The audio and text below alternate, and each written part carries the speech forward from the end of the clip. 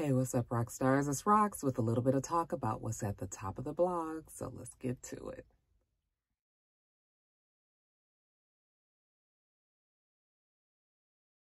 All right, you guys, we bringing top of the blogs to you early this week because it is the end of the month, and y'all know I likes to get my shit in. A little bit of this extra at the end of the month. Okay, close it out with a bang.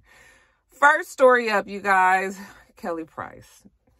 This whole KellyPrice fiasco, actually, it's died down considerably. But honey, last weekend, y'all just could not get yourselves together. All right. I did promise a rock star in my comments on Instagram that I wasn't going to talk about this long. Okay. But I feel like this is going to be a little bit of a long segment. So I will put in a timestamp here of when the next story starts. If you just can't seem to stomach any other KellyPrice story this week, then y'all just skip it on down to the next segment. But otherwise, let's talk about it, you guys. Okay, so I guess it was Friday. I want to say Friday evening. It came out on the blogs that KellyPrice was being added to the missing persons list because her family did not know where she was. Now, apparently, back in July, KellyPrice had gone onto Instagram to let her fans and followers know that she had COVID-19, that she was managing it at home, and she seemed to be confident that she was going to do okay. But that was the last time that the fans and followers heard from KellyPrice, okay? Now, from July, I think this was around July 19th on, nobody had really heard from KellyPrice again. I'm assuming she was battling the virus and trying to get better. So then suddenly when this missing persons report came out, then everybody was in a tizzy, like, oh my God, we haven't heard from her since July. Okay, where is KellyPrice? They did say in that report that KellyPrice was in the hospital, that she had checked herself out. It was very vague in whether or not the hospital released her, if she just left on her own. They said that she wasn't completely well or healed. You know, that the police had gone to the house. Evidently, somebody had called in like a well visit. Is that what they call it? When they go check to make sure that you're okay. They got there. She wasn't there. The boyfriend, or at the time, we thought this was the boyfriend, was there supposedly. They said they didn't suspect any foul play, but as of now, they did not know where this missing person was. That was KellyPrice. Oh, goodness. Especially coming on the heels of all the talk about missing white woman syndrome and, you know, us making sure that we, you know, keep black women on the forefront as well, or really black people, period. If they miss, and they need to be reported just like anybody else. Okay. So I think because that was also in the minds of everybody, it threw everyone into a complete tizzy. Now, when I was reading the story, you know, you have to try to read these stories and just try to look at it objectively. I'm thinking to myself, like, the way that the police and everybody was being, it didn't seem like they were too worried. They didn't suspect that anything was wrong with her. I think that it seemed more like just the person who had called in for this well person visit or whatever. That person had not spoken with her, a family member. And so they added her to the list. Okay. Then it started to come out that the family member in question was actually the sister. The sister said she hadn't spoken with, am I saying that right? It doesn't feel right. Hadn't spoken with Kelly, and she was concerned. All right. They said that the boyfriend that we thought at the time was keeping the family away from her. That when the family would go over there, he wouldn't open the door.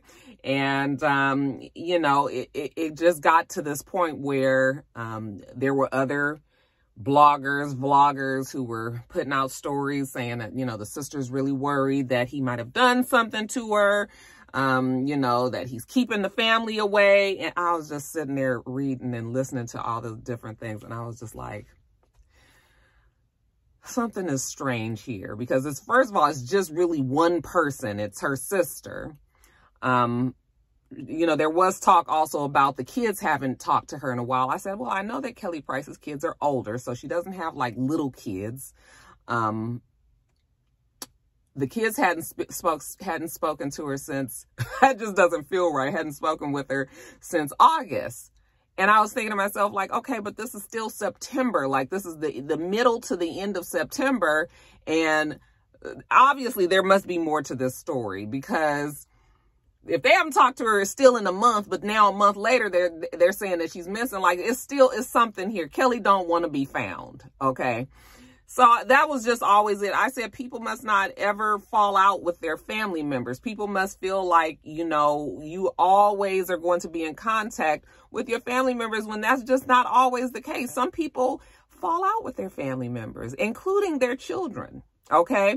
Yeah, I mean, you would hope that you would keep the channels of communication open, but the reality is there's some parents and children that don't get along. There's some sisters that don't get along, you know, family members, everything. So I just never thought that Kelly was in danger, you know. I was waiting to see if the full family made a push, and it just never, ever happened.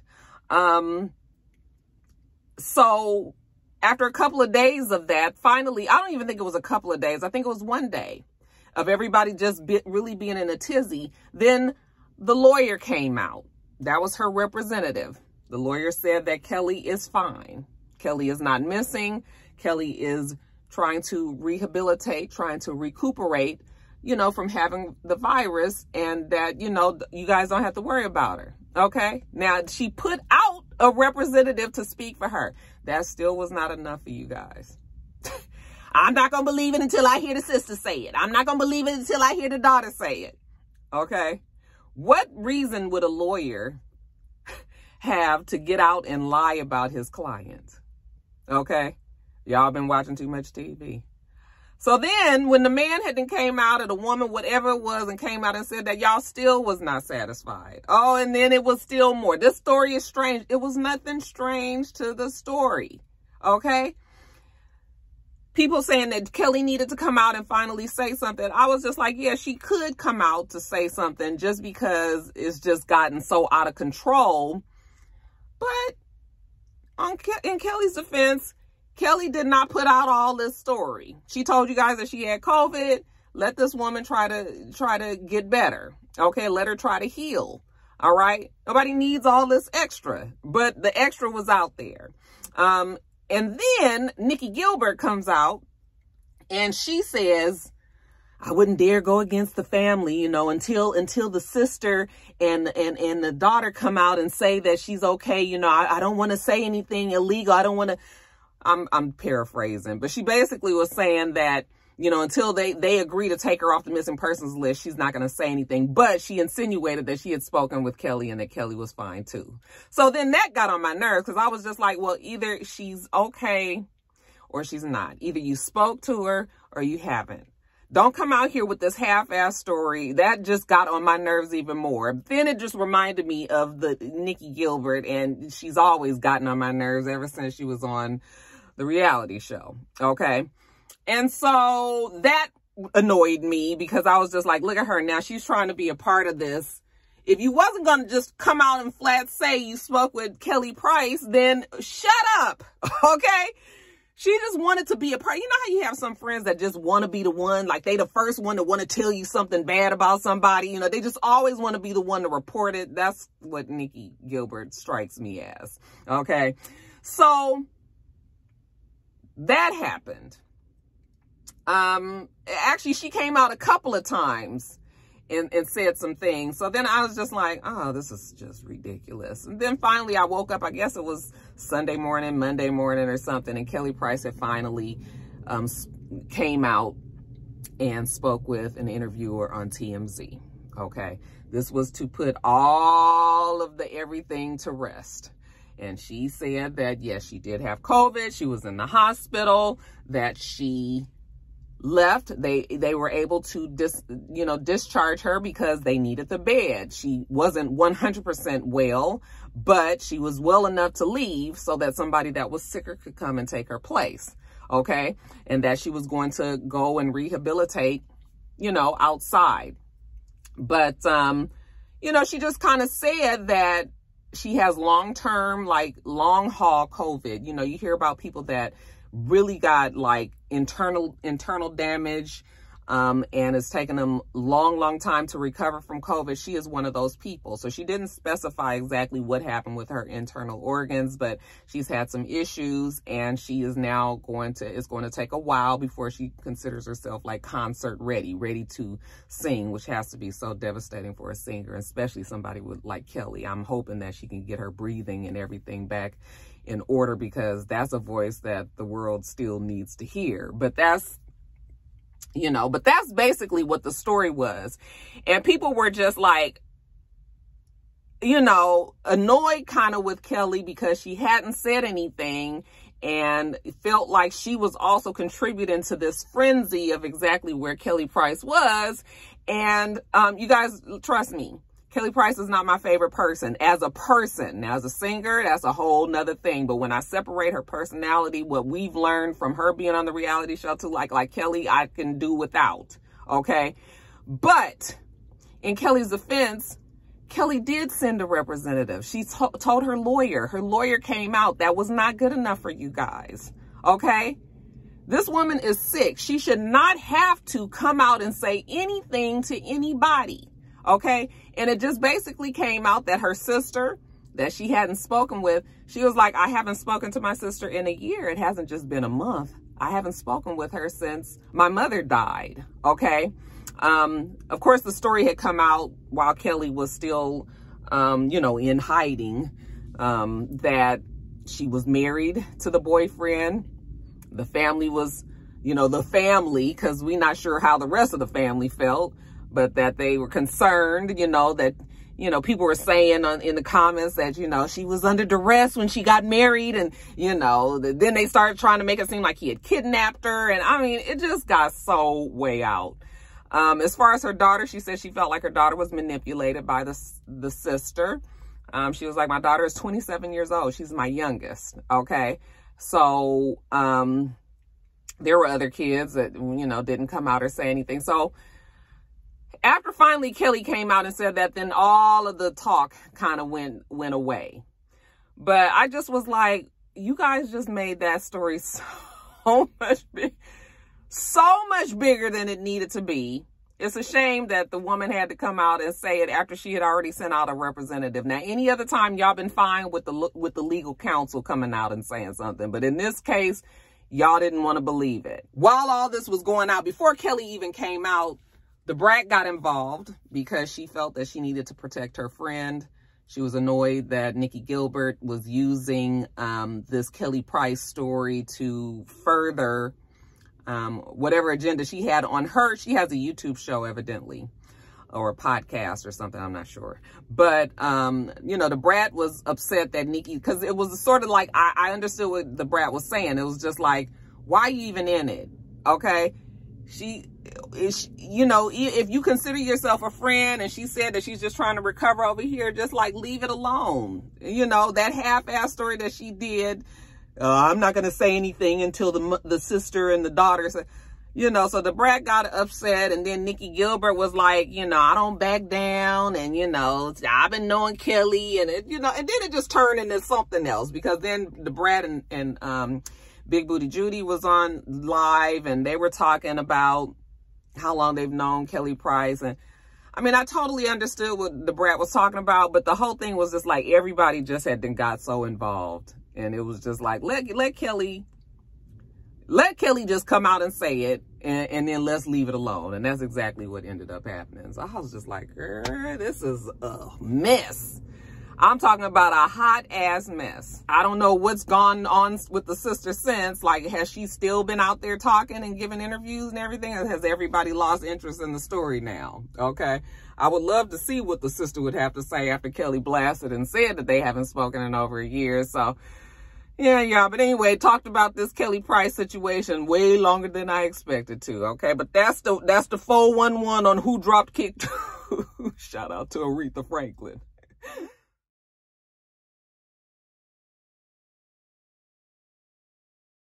All right, you guys, in Real Housewives of Atlanta news, let's start off first with Cynthia. Our girl Cynthia Bailey will be leaving the show. She put out a statement, and this is what she said. After much thought and consideration, I have made the very difficult and heartfelt decision not to return for the next season of The Real Housewives of Atlanta. Thank you, NBC Universal, Bravo, and Truly Original for over a decade of partnership. I can't wait to see what we do next. Thank you to my Real Housewives of Atlanta castmates for 11 of the most unbelievable years of my life and the most incredible and unforgettable memories. I am so grateful to have had this amazing journey, and I'm anxiously waiting to embark on new adventures. Okay. She went on to thank the fans. She couldn't have done it without you guys. And that it's time for her to move on to her next chapter. All right.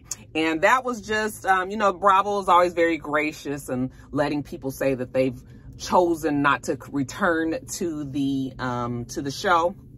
But I think it's clear that Bravo has decided to go in another direction, that they did not renew her contract, or maybe they were going to downgrade her to just a friend of the show. Maybe they couldn't seem to meet eye to eye on that. But I really think that they just was like, yeah, we had enough of Cynthia and it's time for her to go. Okay. However you want to put the statement out is however you want to put the statement out. But I know for a fact, I've heard Cynthia say many times that nobody is trying to lose that Real Housewives of Atlanta check. Okay. So I know that that wasn't really her choice, that she wanted to leave the show. All right. But everybody knows that Cynthia's story, we have gotten the full story. We saw her when she was engaged to Peter. We saw when she got married to Peter. We saw when she got divorced, you know, her dating people, and then she meeting #chill and them falling in love, and they got married. And it's just really nothing else that we need to say about Cynthia Bailey. Now, if I was going to keep it 100, I am going to miss Cynthia Bailey. I think that she is still a housewife that could have stayed on the show. She is the only one that is the most grounded, the one that doesn't really fight with anybody. You know, she was Kenya's friend. I was like, who is going to be Kenya's friend now? I guess Candy's going to have to step in that role, because really nobody else really likes Kenya that much. Okay, not enough to be hanging with her and doing all that. So I think Candy and Kenya will forge this,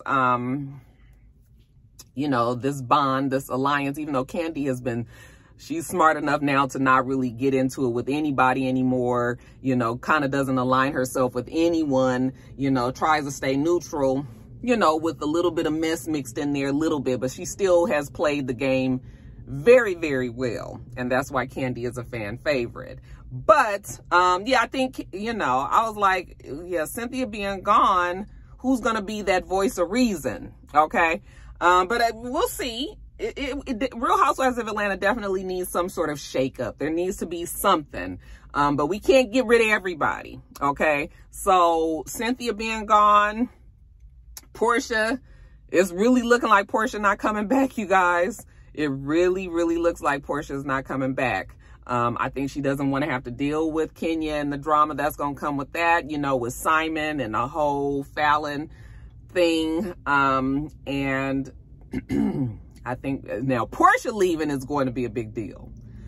I still think that she had many years left in her for the show. So that's going to be a big blow to the show. So they're really going to have to do some things to keep the excitement of people wanting to tune in. You know, I'm talking about like old viewers that are loyal to the show. In order to keep people watching, there's going to have to be something. So I think that they are putting their stock into Miss She by Sheree Whitfield, who will be coming back to the show. That has been all pretty much but confirmed, but there has been another addition to the cast that we found out about. And I think that this will be Akon's wife. Well, we thought it was going to be Akon's wife. Akon's wife is, her name is Tamika Thiam, Thiam. I'm sorry if I'm messing up her last name. Okay, this is the official wife. And I say official wife because Akon fancies himself as a polygamist. Okay, remember, he said back in like 2013 that women weren't made to have multiple mates, okay? That they can only be with one person, but men were built to be with more than one person, okay? Hence, he has all these wives that he, you know, out there even though he's not legally married to them, they consider themselves the wives of Akon. But you know, when you are in the land, even if you are African and you come from a culture that has polygamists, when you have to go by the law of the land. So you're in the United States, we don't recognize polygamists here. So you can't have more than one wife. So these girls are now just considered girlfriends. Okay. But, let, Akon tell it, this is his fourth wife. Wife number 4, her name is Rosina Neguse. Okay, I'm gonna put everybody's name on the screen so y'all can see what, because I'm probably fucking up these names. But she actually has a couple of kids with Akon. Evidently she lives here in Atlanta. And she is a really good friend of She by Sheree. Okay, so that's why I'm saying that it's pretty much confirmed that Sheree will be back on the show, because this Rosina girl will be Sheree's friend, Akon's wife, and all of that. Now, the real wife, she's a little salty. She put a statement out that said, I promise I am legally married to Akon. I am a very private person, and if there is a fake wife joining the show, it's definitely not his real wife. These wives, or whoever they are, be all, and then she put a blue baseball cap. Okay, y'all know that means you capping, you lying. And then she ended it with, it's definitely not me. Okay, so the official real wife said all these other bitches that Akon done brought to the fold, okay, that he want to call his wives. Yeah, that probably will be what's on the show. All right, but definitely not her. So I'm actually interested in seeing this. It's funny because Bravo, I know years ago, wouldn't have touched a story like this. All right. Real Housewives of Atlanta, I should say, wouldn't have touched a story like this. But now, because I think they're just going for some sort of shock factor, hey, why not bring in the fourth wife of, you know, self-proclaimed polygamous Akon? And, you know, Akon is an established artist, a philanthropist. He's done very much for his home country. So, I mean, this will be, you know, this will be interesting. This will be interesting. I guess Akon will be on the show as well. Or is it just going to be the girlfriend / fourth wife? We'll see. We'll see. But, yeah, you guys, I'm kind of sad that Cynthia's leaving. I know many of you guys will be happy. But, don't you guys think that we need somebody like a Cynthia? Like, who is going to be that?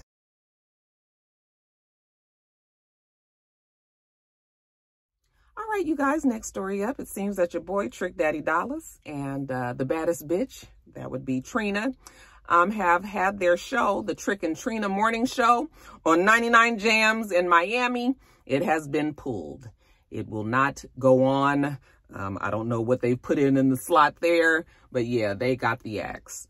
And even though they haven't come out and said exactly why, we know that Trick Daddy and Trina have had their moments, okay? We definitely can't forget that right after the show first started, that was right during the civil unrest when George Floyd was killed.